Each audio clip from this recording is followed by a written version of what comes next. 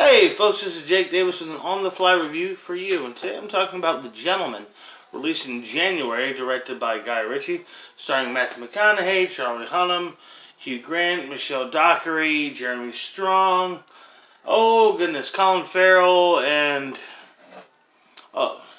Henry Golding. I really like this movie. The whole setup here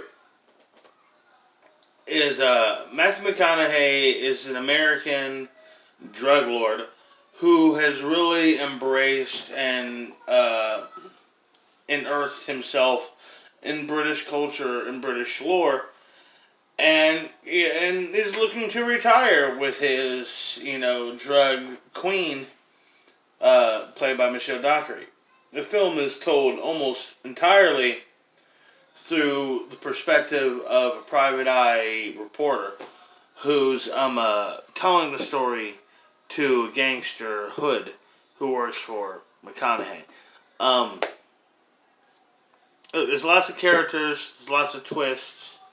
They're not really that twisty. But the point is, this is a true return to form for Guy Ritchie. Over the last decade or so, I loved the first Sherlock Holmes. I thought it was terrific. I thought it was absolutely excellent. And I really felt that Guy Ritchie was the key ingredient to that film's success.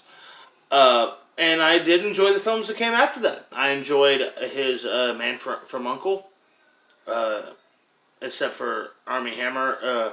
And it wasn't Hammer's fault. It was the portrayal of Ilya Koryakis. I didn't like how they approached that character.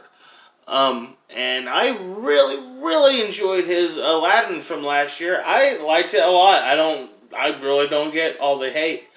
That wasn't, Aladdin 1992 wasn't an original movie. That wasn't the first Aladdin story, y'all. Come on. It's not like this sacred, pure thing that's just utterly untouchable.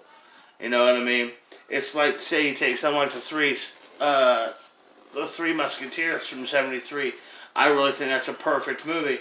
But just because that movie is perfect doesn't mean, there's no need to ever make another Three Musketeers. If somebody has an idea, somebody wants to make a go for it, they should, and they could.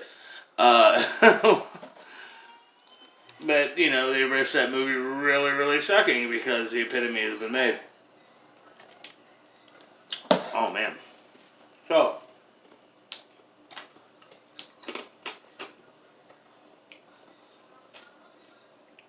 didn't mean to get the guys there, sorry.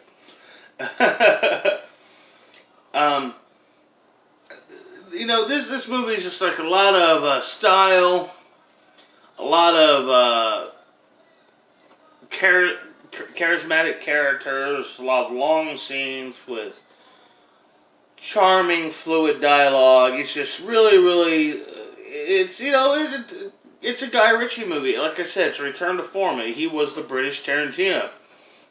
His characters were cool. His movies were fun. And, they usually kind of had this sense of, crime doesn't pay and shit like that. I don't really know if he so much keeps up with that with this one.